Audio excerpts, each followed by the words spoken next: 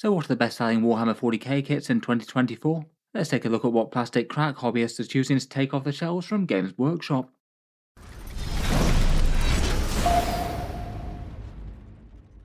Hello and welcome back to Warspecs Tactics, where today we're taking a look at some Warhammer 40k sales numbers.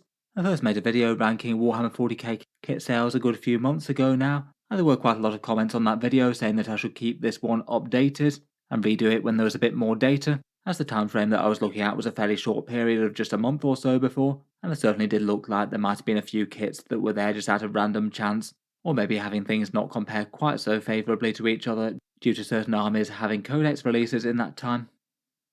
Exactly what plastic kits sell well for Games Workshop isn't really something that we tend to find out too much about directly, though there's an easy enough way to get that information via proxy from Games Workshop's discount retailers. And as before, I reached out to Wargame Portal, my US-based affiliate link, who sells discount 40k in the USA, and asked if I could use their bestsellers list for me to make a bit of content on, and once again they were happy for me to do so. For this video, for just making a list that makes sense, it won't be looking at literally everything in Games Workshop's range. The data is from 2024 in general, and I'm going to focus on anything that didn't have a release within 2024 itself, so anything that came out fully before Christmas will be fair game. New releases just are going to warp the data a lot for this one. Obviously they'll get big sales numbers, but the actual exact numbers they get might often depend on how much Games Workshop actually provides to these discount retailers, so it's just hard to interpret them with quite so much intelligence. As always, I'm sure a few placings on this list will be down to random chance overall. There are downsides to looking at data from just one store, but there's definitely enough data here to see some pretty clear trends as to what people have been picking up, and a lot of the things on this list just make a whole load of logical sense in the context of 10th edition as well. Big shout out to Mac at Wargame Portal for helping me out with the data for this, as before. If you were looking to pick up some Games Workshop things, then feel free to check him out, links down in the video description. He's done a ton of things to make his web store stand out amongst the crowd, a flat 15% off Warhammer kits, even more in-demand ones, and including doing the same discount off Games Workshop's online-only offerings, which not many stores do, and a pretty good website design, and pretty top-notch comms and customer service. I have had a vast amount of positive feedback about his store. If you were ordering in any 40k things, then using the link in the video description does go to help support Warspecs Tactics as well at no additional cost, and as always a big thank you to anyone choosing to support the channel through that. I do find the idea of what makes a kit sell well kind of interesting in Warhammer 40k. It's an interesting mix between the overall popularity of the faction, where some armies are just played far more than others so kits sell better, Space Marines being the big one of course, but there's plenty of other widely played factions out there. Codex releases seem to be a massive trigger for people picking stuff up, as you'd expect really, but the impact really is quite big on this list, and then in-game rules really do seem to drive sales. Most kits have a fair enough background sale rate, but the things that tend to punch through are often the ones that lots of people en masse are suddenly looking to add to their armies, and quite a few things on this list tend to be things that you could credibly run multiple of in the same army as well. Games Workshop's detachment system maybe being partly to blame for that, encouraging a bit of spam of one unit, making it a very different army to other ones that might be more standard for the faction. Finally, there's a bunch of things that just feel like they're here because they're cool or iconic. Lots of people tend to be interested in cool new character sculpts for their faction. There's definitely a few representations of that here for models that released last year that not everyone might have got yet, and might not be ridiculously top tier competitive, but still picked up because they're cool. In any case, let's go through the 25 best-selling kits at a fairly fast pace, talking about the miniatures and why people might be picking up quite so many of them right now. Some of them are kind of similar and shifted around from last time, but there are a bunch of new entries on the list, quite a lot of stuff out of new codexes. In 25th place, we've got the Locust Heavy Destroyer, $37 each, or $32 from Wargame Portal. Necrons have a bunch of good fire support to sit in the backfield, things like Doomstalkers and Doomsday Arcs, though I guess the individual heavy destroyers are kind of cheapish and easy to add individual ones to an army, plus if you actually want an entire firebase of them, you'd need quite a few, given that they're only 50 points each. They're pretty effective in game right now, though I wouldn't say more so for baseline fire support versus the Doomsday Arc or the Doomstalkers. Both of their weapons are genuinely quite effective as well, the massive anti-tank damage 6 Gauss, though the Enmity Exterminator is a pretty savage anti-horde weapon with a crazy amount of shots per unit. In general, they were really quite a fun and well-received miniature that came out towards the start of 9th edition as well. Seems likely that the regular Locusts will get a similar sort of glow-up eventually.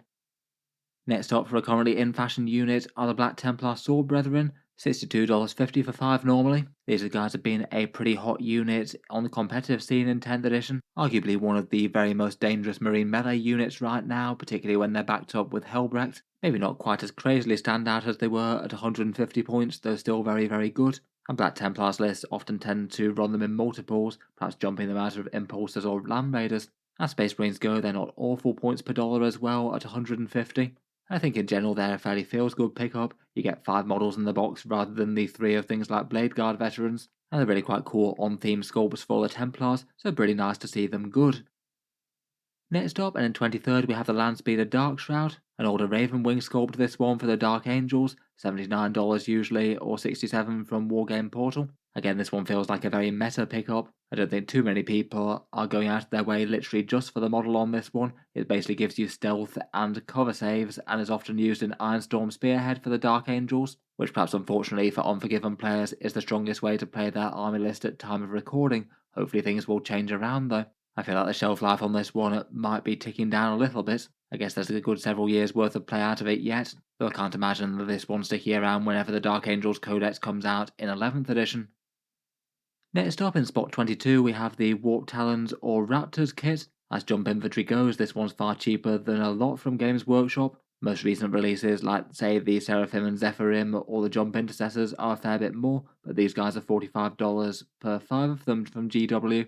I still think they're quite fun miniatures though, being able to be assembled as the brutal Warp Talons that you can see here, or as Raptors. I'm guessing that they've exploded in popularity due to Warp Talons being quite so interesting for the Chaos Space Marines right now. A big unit of 10 of them can jump in, blend something, and return to the sky, and then threaten to come back with rapid ingress and do it all again from a place of safety. They're not without investment, but just about every competitive Chaos Marine list is choosing to take some along. Raptors aren't unusable as well, so I'm sure some people might be using them for that. They can do secondary objective type things and get some support in Dread Talons if you want to run the Night Lord's flavourful one. Next up, we've got the trio of Blade Guard veterans, $62.50 or $53 from Wargame Portal. Quite a high dollar cost per miniature here, and not great points per model. As miniatures go, they're fairly popular though. The Primaris veterans debuted in 9th edition, and just quite a nice example of Primaris, but adopting a bit more of the Space Marine Space Knight weirdness, as opposed to their really quite clean and uncloseted appearance from before. The kit can be stretched a fair bit as well. If you combine some of the spare parts with things like Assault Intercessors, you could potentially get a fair few more Blade Guard out of these guys than it lets on. These ones definitely don't feel like they're an enormous rules pickup for people. They haven't really been standout on the competitive scene recently, but as they go they're fairly usable for a general purpose damage dealer unit, maybe with a Lieutenant or Adrax Agatone of the Salamanders. They should cause some damage to whatever they hit, but they don't tend to get run loads and loads in competitive play. In at 20th, we've got the Chaos Land Raider, $92 from GW or $78 from Wargame Portal. It's definitely been a turnaround for Land Raiders to go from being so weak to genuinely very usable in 10th edition, being able to move up the board quickly and drop things out with the assault ramp, with their niche being to deliver things to combat. The turnaround was so big that there was quite a big supply shortage of Land Raiders early in 10th edition, though it seems that they're getting over this a bit now and they're coming back in stock. I do wonder if the Chaos one might be being used by at least some people, just to use the bits to run for the Loyalist one. It's mostly the same vehicle bar an upgrade sprue. I'd say Chaos Land Raiders are usable enough, but the majority of their armies do tend to deliver their fighting elites, tending to be jumping out of Rhinos instead in more optimised lists. The Land Raider variants are definitely the oldest miniatures on this top selling list. It does seem like they've really come back in fashion and people are enjoying them being good again. In at number 19, we've got the Primaris Aggressors. Again, similar to the Blade Guard, these guys are $60 before discount, and they're the armoured fighting elite of the Primaris from their launch in 8th edition. They've often had a fairly central role as damage dealers in the army, and that certainly still seems to be the case in 10th. Lots of detachments have them as their kind of optimal centerpiece unit. Things like Vanguard, Firestorm, and Gladius can also do some big combos with them, often using some mashup of enhancements and stratagems. Generally a fairly exciting unit that's got big damage, and I'm sure they'll be pairing well with all these Land Raiders that are going around. At 18th, we've got the Haruspex/Exocrine kit, maybe having a slight advantage in the Wargame Portal statistics, as it's an online-only one normally, and not everywhere discounts them, so it's likely one of the best places to pick these up, or other online-only offerings, so it might mean a few online-only things are perhaps a little bit overrepresented here. I'm really not too surprised to see this kit really in big demand though. Both the Exocrine and Haruspecs are big scary damage dealers that can make a big impact for the Tyranids, and they don't really have all that many units that do that totally well. Out of the two, it's the Exocrines that tend to get played in competitive lists more though. Armies might often spam 3 of them, just as the Tyranids don't have loads of other great options for massive firepower, and they put out some seriously potent anti-elite shooting with that Bioplasma. In 17th, we've got the Jump Intercessors, normally $60 from Games Workshop. These guys are the new style Primaris Assault Marines that came out at the start of 10th edition, and they maybe do feel like a kit that perhaps Games Workshop have pushed a bit in the rules. At launch, they were cheap, fast, and effective Space Marine skirmishers. They were fairly usable at 85 points, then they dropped down to 80, so they're often one of the go-to units now for secondary objective skirmisher type units, bullying enemy lighter infantry and jumping around scoring those points. It certainly got even more standout for that role when the Inceptors went up a bit, and Blood Angels absolutely love them in Sons of Sanguinius with the big damage boost on the charge. I think the miniatures are rather nice though I must admit having $60 for 5 of them is a little bit painful. Could be an option to kit bash from Assault Intercessors if you can get your hands on some third-party jump packs or something. At 16th, we have a Primarch in Lionel Johnson himself. At $70, the Primarch of the Dark Angels is generally seen as perhaps an okay deal as Warhammer goes. Really quite a big and important character from the lore, and is one of the best points per the money Marines that you can get outside of starter sets and things. Plus his miniature is relatively recent and went down rather well. I do think they did well with his sculpt. In 10th edition, he does have a fairly mighty stat line that's a big upgrade on his 9th edition profile, but still hasn't really been considered enormously competitive. Maybe having a bit more success and more casual play where he can still be a handful to deal with. The Primarch lone operative type rules, giving him some difficulty to try and line up shots on him, and fights first can counter melee rather well. It seems he's been pipped at the post by Grandmaster Azrael though. I'm sure that his particular sales have been enormously driven by the rules. When Games Workshop released Codex Dark Angels, it was basically Codex Azrael and some other stuff. He was just unchanged from his thoroughly auto-include status before, farming command points, giving invulnerable saves, extra damage, and having an okay melee stat line to boot. Basically put him in literally any Dark Angels list and he makes it stronger. The Dark Angels are a fairly popular faction right now, with a good amount of people being drawn to it and starting the army with the fun new Deathwing Knights and Inner Circle companions and things. And his sculpt is also a fairly recent one that came out just the other year, and again was pretty well received, so maybe not the hardest justification for some people to pick him up. Placing in at 14th are the Primaris Inceptors, $60 normally for 3 drop close Space Marines, again their models coming out from the Dawn of the Primaris, first appearing in the 8th edition starter set. With their drop anywhere outside a 3-inch rule, they can near guarantee grabbing certain secondary objectives, and when they come down they've got a good amount of damage output as well, those assault bolters being pretty savage at clearing out enemy Space Marines, the plasma weapons being very nice against 3 wound infantry and other higher save things. When they were 110 points, they were utterly auto-include, and I guess that a few more of their sales probably came from earlier in the year as opposed to more recently.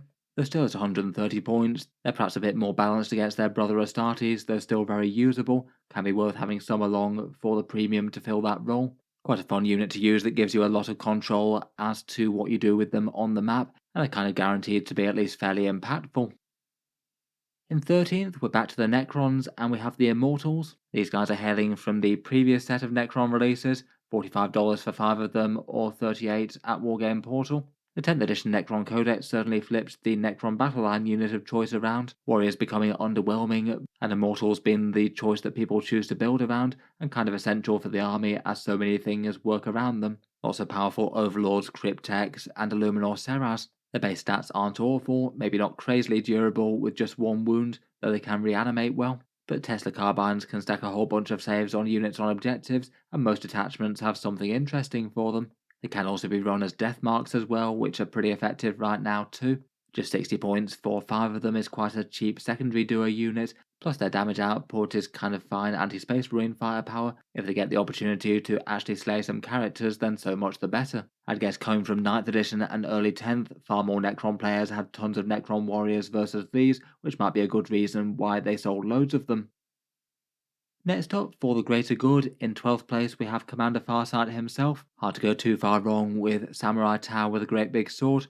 I feel like perhaps with Lionel Johnson and Azrael, he's going to be a particularly popular one recently, his kit only having come out last year with the new miniature. So there's going to be a lot of Tau players out there who might have been tempted to get him but just hadn't got round to it yet. I do really quite like his miniature sculpt, looks really quite dynamic and cool. And still feels like he's interesting enough on paper with the new Crisis suits, could maybe drop close in Retaliation Cadre and give out his big damage boost, plus he can get you some free stratagems and melee tank shock with the Dawnblade if you want. In 11th for the Tyranids we have the Biovore and Pyrovore, $52 here just for the one model or 44 at Wargame Portal. This one's a recent Tyranid release from the very start of 10th edition, not too many people having had this new sculpt, and I'm sure sales of these things have probably been encouraged by them being kind of indispensable to Tyranid battle plans. In the Leviathan mission pack at the start of 10th edition, you can fire spawn mines around the map to just auto-complete some secondary objectives like deploying teleport homers or engage on all fronts and things. In Pariah Nexus, though, that's no longer going to be the case, so you won't have just about every Tyranid list start out with a Biovore farming up victory points in the backfield. Hopefully Games Workshop gives it a new points cost to reflect its decreased utility there, though. Otherwise, the alternative build Pyrovore certainly isn't useless either. Quite a nice cheap and sturdy unit that you can have hovering around the backfield and can repel enemy light infantry quite well with a big spurt of flame. It can be quite useful just to have around as secondary objective doers or screening units. Moving up into 10th place, and we've got some green skins in the Mega Knobs. These guys are really quite expensive per model, $70 per 3 of them, or $60 at Wargame Portal. They're basically the new meta unit of the Orc Codex, one of the few units that's truly strong enough to properly deal with really tough enemy stuff, with say high toughness of 10 to 12 reliably. There's twin kill saws doing some good work, and they can be delivered there with trucks, maybe supported by war bosses. They get far better in Bully Boys with 2 immense turns of the war, for massive feel no pain, 4+, and more damage and threat range. As a result, many optimized lists are running around the level of about 15 of them. So if you want to field a tournament optimized orcs list, then you're going to need a lot, whether it's Games Workshops or other proxies. On top of that, they do feel like a unit that is all very orky. Certainly what I think about as the orc fighting elite, and I feel like there's plenty of players who are kind of happy to pick some up, even if their reign at the top is kind of likely to be a short one. I have been painting up a few of these boys myself, though I do have full expectation that they could well be nerfed very hard in the balanced data slate this week.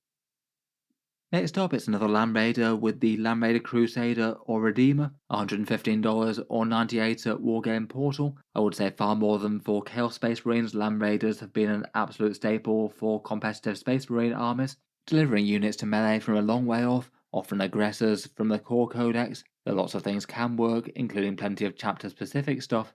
The Redeemer in particular from this kit has maybe been the most played out of them. It's just got some fairly enormous threat with those Flamestorm cannons, making it a big and problematic Overwatch unit once it's delivered its cargo.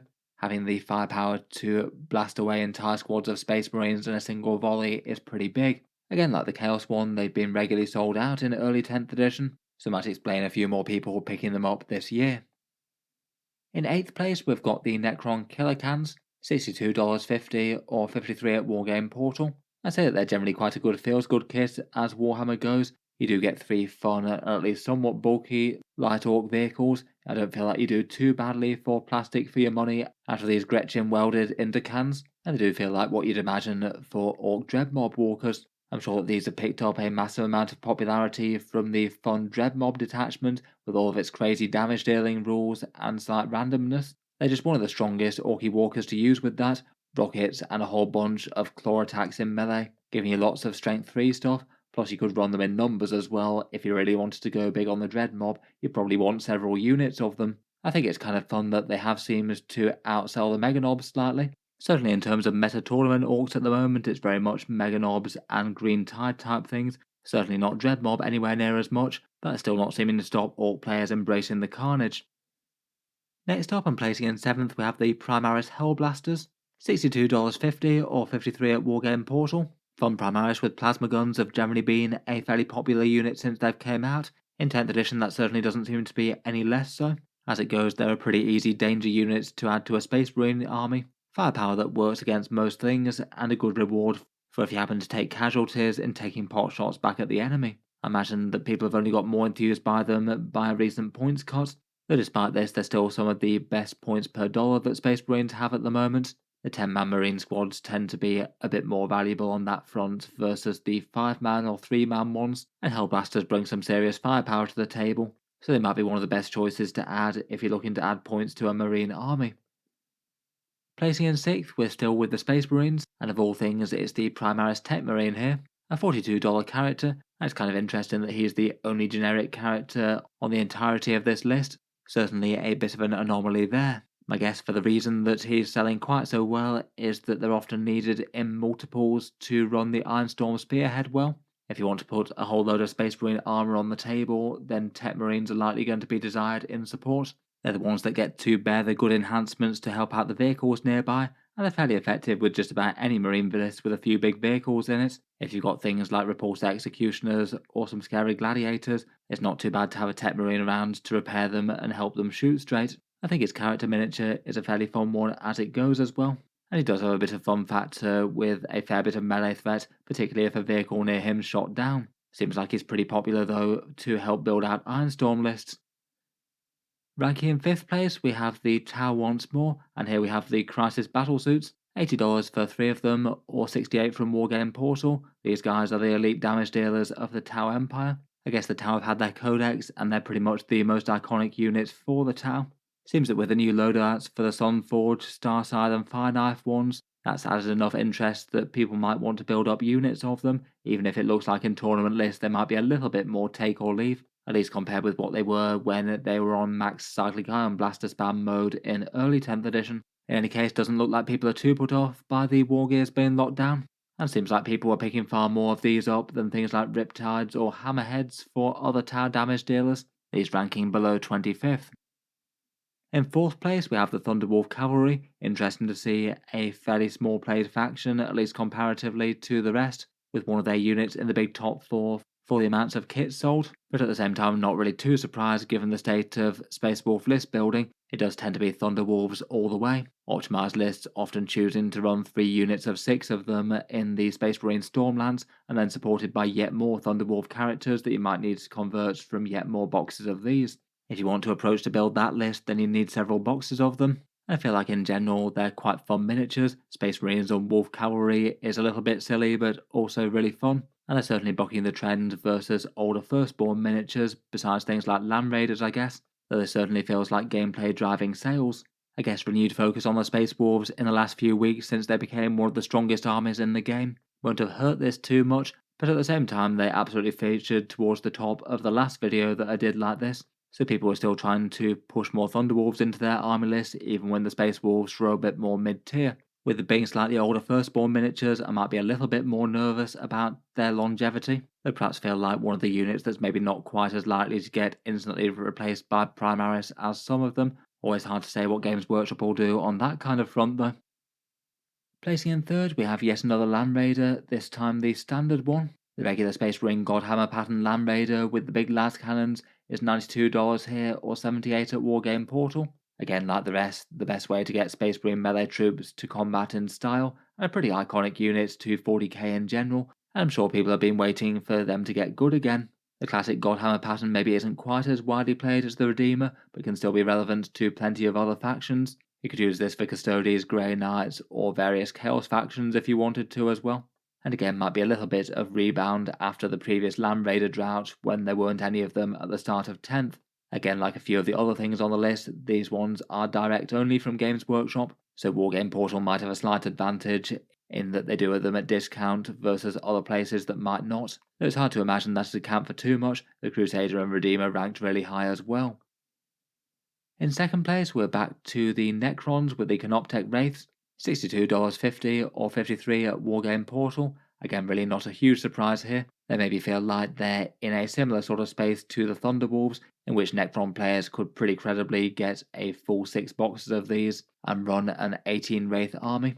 In Canoptech Court, that might be one of the stronger army lists that you can play, and given the amount of players that join Necrons in 9th edition, these guys feel like a unit that those players might not necessarily have had in huge amounts. They hail from the previous set of releases of Necrons, and were kind of usable but not really stand out throughout 9th edition. So in the Necron Codex, when they got really good when paired with a Cryptek for the Feel No Pain, it meant that quite a lot of people might have been looking to get at least some of them in their army.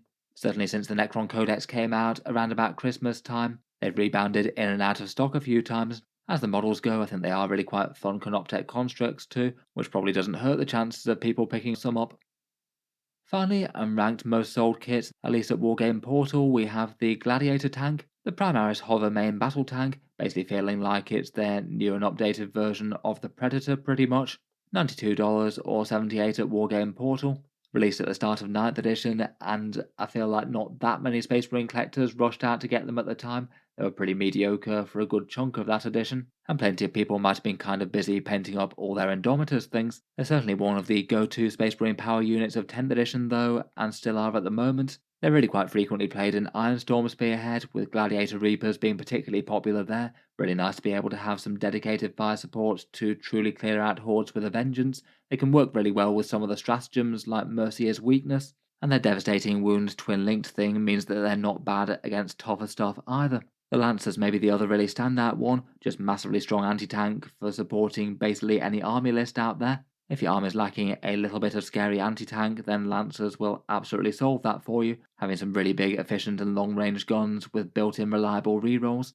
and it means that if any enemy armor shows its head, then there's at least a reasonable chance you might just one-shot it if you can get one of the Lancers to draw a bead on it. Again, like the Land Raiders and a few other things, they were very out of stock early in the edition. They were hard to get your hands on for a while, though they seem to be in a bit better supply now. I'm sure there's a fair few people have been picking them up for their Space Marine Ironstorm tank lists. In any case, hope you enjoyed a bit of a roundup of what seems to be selling well for Games Workshop and Warhammer over the past 6 months or so. As always, a big thank you to Wargame Portal for the data for these. If you are over in the USA and looking to pick up any discount miniatures, feel free to check out their link in the video description. Anything bought through them does help support Auspex Tactics a little bit as well. As with the last video, it does seem like codexes and optimal army lists really do seem to drive sales quite a bit, at least for the things that stand out from the crowd. I guess it is a war game after all, and to be fair, it certainly doesn't give you massive good feels to be picking up shiny new miniatures if they're just going to be sat on the shelf. In any case, I'll be interested to hear your guys' takes on it. Are the best-selling things quite as you expected them or not? I'm not sure I would have guessed Space Marine Gladiators to be the single best-selling kit out of all the things on offer, and Land Raiders perhaps surprised me with featuring not once but 3 different times on the list in various different forms. Seems like Space Marine players are getting pretty tread-heavy in 10th edition at least. In any case, if you've enjoyed the video, then feel free to subscribe to Auspex Tactics. I'll certainly keep the regular 40k videos coming. I do tend to post new videos just about every day. Finally, if you have been enjoying all the videos on the channel, I would just like to mention that Auspex Tactics does have a Patreon page as well, and you can find that linked in the video description if you'd like to help support and keep the videos coming. Channel patrons do get a fair few advantages, seeing certain videos early, regular votes to see what sort of things come next on the channel, and automatic entry into the regular prize giveaways with the chance to win some big model kits each month. If any of that sounds good to you or you'd just like to help support, the link is down in the video description. In any case, a massive thank you for listening, and I'll hope to see you guys next time.